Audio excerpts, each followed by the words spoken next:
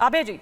हाँ जी जी जी जी, देखिए ऐसा है कि अगर आप बात कर रही है तो कांग्रेस पार्टी का इसमें कोई शक नहीं कि कांग्रेस पार्टी को उतना सफलता मिला है जितना एक्सपेक्ट नहीं कर रही थी। कांग्रेस पार्टी 44 से 44 सीटें 52 सीट पर गई थी। लेकिन यहाँ तक बात रही कि कांग्रेस राहुल गांधी की एक्सेप्टेबिलिटी विद इन कांग्रेस तो होगी, लेकिन अलायंस के साथ इनका होगा ऐसा मानना, ऐसा इसकी कोई संभावना नहीं है। और ममता बनर्जी तो इनको बिल्कुल एक्सेप्ट नहीं करेंगी, और साथ डीएमके वगैरह लोग भी इनको ऐसा एक्सेप्ट करेंगे ऐसी कोई संभावना है नहीं। लेकिन उसके बाद अगर हम देखें कि इसकी कोई बीजेपी के लिए जरूरी है कि वह सरकार में आए एनी हाउ, क्योंकि बीजेपी अगर एक बार सरकार से बाहर चली जाती है तो उसको फिर आने में काफी दिक्कत होती है। जैसे 2004 में वाजपेयी साहब आउट हुए तो 2009 में इसके बावजूद भी मनमोहन सिंह के काम में कोई खास अच्छा नहीं था, लेकिन फिर भी बीजेपी वापस नहीं कर पाई। क्यों नहीं कर पाई? इसलिए नहीं कर पाई क्योंकि बीजेपी एक अच्छे ढंग से फाइट नहीं कर पाई। तो बीजेपी अच्छे ढंग से फाइट नहीं कर पाई, जैसे पुष्पेंद्र जी कह रहे थे कि अंदर ही भीतर ही जो हैं उन लोगों ने दरअसल वो कमियां रही, या INDIA फाइट करता हुआ नजर आया?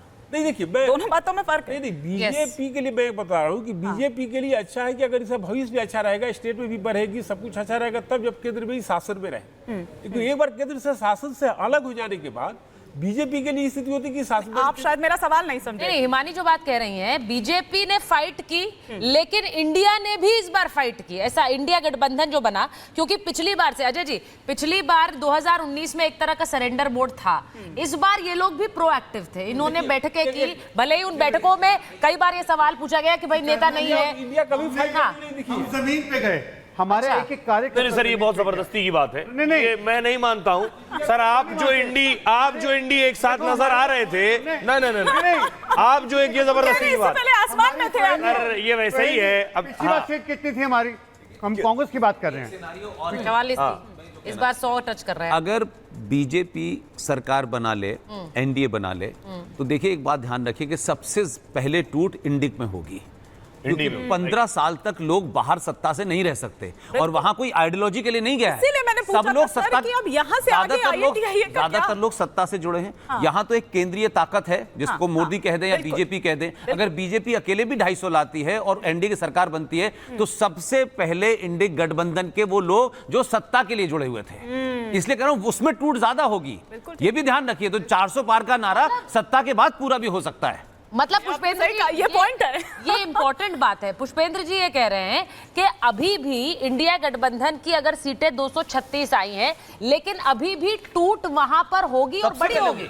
सरकार बीजेपी की बनी और अगर एनडीए मिलाकर के भी 300 हुए तो बीजेपी की सबसे आसानी है कि जो कांग्रेस के साथ में गए हैं लोग, वो तो 10 साल से सत्ता से बाहर हैं।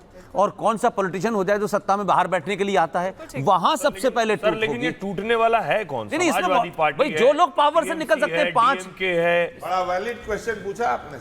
मैं तो यहाँ कह रहा हूँ ना, बहुत सारे लोग जाएंगे, गए कि नहीं गए? सुहेल भाई, हमने बहुत बढ़िया वाला एडहेसिव लगाया है, बिल्कुल। रत्नाकर जी, मेरा सवाल आपसे वोट परसेंटेज को लेकर है। बीजेपी को 49% से ज्यादा वोट, रत्नाकर जी मेरा सवाल आपसे, 49% से ज्यादा वोट यूपी में मिला था, अभी 42% दिख रहा है। कांग्रेस, समाजवादी पार्टी को 18% मिला था जो 32% हो गया है। मायावती को 19% मिला था जो 9 हो गया है। कांग्रेस का सिर्फ 6 से 10 हुआ। ये जो सपा का वोट बढ़ा है, इसे आप कैसे देख रहे हैं? देखिए, सपा का वोट बढ़ा बीजेपी के कारण नहीं, इसमें बसपा का भी वोट है जो 19 से 9 हो गया है। नहीं, ऐसा नहीं है। देखिए, हमारे यहाँ अभी 20,000 पा गया था जयमाल लारी, ऐसा नहीं है।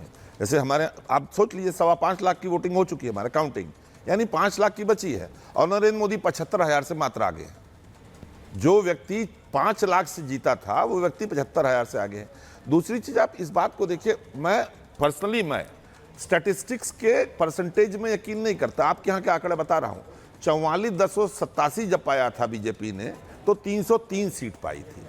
26,37 जिस समय पाया कांग्रेस ने तो और एनडीए ने 91 पाई थी और 28.74 पे। आप अच्छा रत्नाकर जी, एक सेकंड बात सुन लीजिए। नहीं रत्नाकर जी, आपका फ्रेम नहीं आ रहा है। मैं आपका फ्रेम बनवा रही हूँ रत्नाकर जी, आपका फ्रेम नहीं आ रहा है, उसको एक बार बनवा लेती हूँ क्योंकि आप बोल रहे हैं और आप जो इम्पोर्टेंट बात, मेरी आवाज जरूरी है मैडम। नहीं वो फ्रेम जरा रत्नाकर जी का दे दीजिए। चलिए आ गए आप फ्रेम में, आप बोलिए, कंटिन्यू प्लीज। चालाकी से मेरी आवाज, नहीं आपको फ्रेम में ला दिया मैंने, ये नहीं देख रहे हैं, मैं कह रहा हूँ, ये नहीं देख रहे हैं आप, बोलिए प्लीज। आपकी तस्वीर ज्यादा जरूरी है। काट रही, अरे आवाज तो मिक्स हो सकती है, आपकी तस्वीर जरूरी है सर। अब आप फ्रेम में भी आ गए, आवाज भी आएगी। मैं आपको बहुत स्पष्ट बता दूं, मेरा अभी भी मानना है इस बात को कि अगर राजनीति में विषैले बोल न बोले जाए तो ये चीजें किसी भी पार्टी के लिए हमारे यहां देखिए, मैं आपको खुल के बोल रहा हूं, कपिल सिब्बल, राज बब्बर भले जीत रहे हैं, कपिल सिब्बल ने क्या बोला, लोग ज्यादा खाने लगे हैं। राज बब्बर ने क्या बोला था, 5 रुपए में, अभी किस जमाने में जी रहे हो यार कि 5 रुपए में चावल मिल जाएगा, उस पर तरी मिल जाएगी। आप अभी यहाँ से जब बताया जाएगा ये राष्ट्रपति